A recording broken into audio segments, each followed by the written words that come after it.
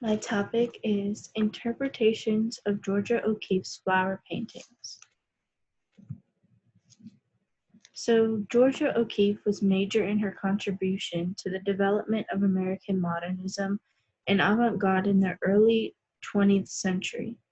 She made many different bodies of work over the 7 decades she created art.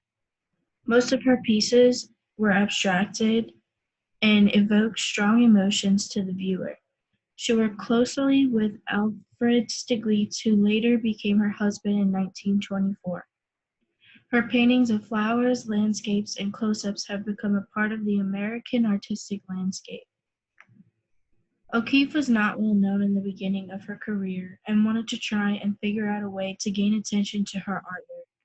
She had an education in art and was very familiar with the art at the time, which she stated were close-ups of buildings. She watched paintings of those gain positive attention and wanted to do the same. Her idea was close-ups of flowers. To many viewers and art critics in the 1900s, her depiction of the flowers were very sexualized, and some would say it was representations of the female genitalia and or female sexuality. Inequality for women did not stop in the art world. Art was a male-dominated job during that time period, which affected O'Keeffe's career and life greatly. Because she worked closely with Alfred Stieglitz, he has major control over how her art was depicted in the public eye due to his privilege just by being a male. The way O'Keeffe was perceived early on in her career about her creative drive and why she declared herself as an artist was due in part to Alfred Stieglitz. Stieglitz gave some of his insight in an essay where he talked about artists who are women and said, women had the potential to make art that would live side by side with the male-produced art, which transcended the ideas of women being only baby makers at the time.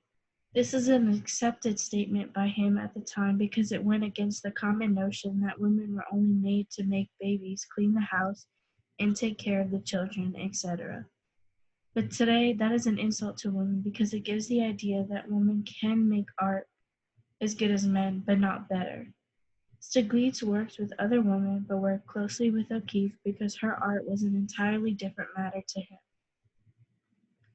In the issue Camera Work in October 1916, Stieglitz stated, the exhibition, mainly owing to Miss O'Keeffe's drawings, attracted many visitors and aroused unusual interest and discussion. It was different than anything that had been shown at 291. Miss O'Keeffe's drawings, besides their other value, were of intense interest from a psychoanalytical point of view. 291 had never seen women express herself so frankly on paper. There was a long period of time where women were painted in the nude, but were not allowed to be looked at, looking at the viewer, posing in an inviting way, etc. It was taboo for women to depict their genitalia like Stieglitz thought she had intentionally did. He understood her creative powers were comparable to any man's, but that notion was tempered by his agreement with the widely held belief that men's and women's elemental feelings were differentiated through their difference in their sex makeup. He has stated in the past, woman feels the world differently than man feels it. The woman receives the world through her womb. That is the seat of her deepest feeling. This brings up his inconsistency with how he feels about women and O'Keeffe because this notion aligns with the socially accepted notion at the time that women were made to create life. In his retrospective exhibition at the Anderson Galleries in New York City, or in New York in 1921, O'Keeffe was the subject, and in some of the images he shows O'Keeffe as more assertive, and in other images he represents her as more of a femme fatale, and used her body to explore and pay tribute to female sexuality. Stieglitz's ideas influenced essays by two of his friends, Marsden Hartley and Paul Rosenfield, which further eroticized her art and her apparent obsession with the female sexuality and genitalia. because the two decided to keep along with that notion, and Stiglitz continued that notion. It became a popular idea that her and her artwork were made tribute to female sexuality.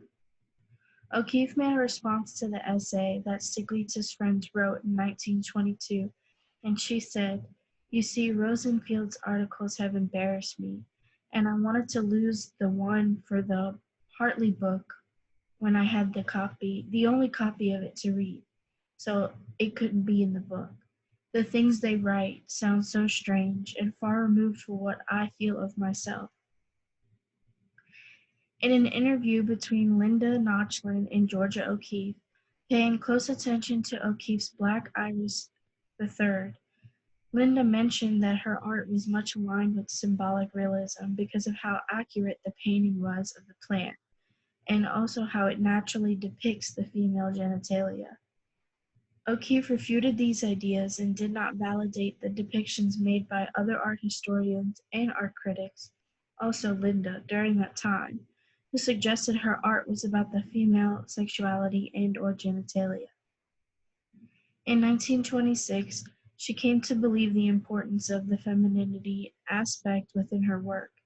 She told critic Blanche Matthias, "You seem to feel, and if what I am doing moves towards that, it is something. I thought you could write something about me that men can't. I feel there is something unexplored about women that only a woman can explore." O'Keeffe eventually gave in to all of these ideas that her art was about the female body and sexuality because of how much others said it was. There was clearly nothing she could do to get the idea out of people's heads. To further the idea that she was tired of trying to convince people what her paintings were about, she said in an interview with Irene Moss for Feminist Art Journal, "I am tired of interviews, and I doubt very much that I could say anything of interest to these people." It is clear that men of that time basically turned the crowd to believe that Georgia O'Keeffe's paintings were representative of female sexuality and genitalia. She accepted defeat by eventually giving in to the ideas that art critics and historians were saying about her work because she felt disrespected, especially by her husband, who should have been her main supporter by accentuating her voice, not by taking hers.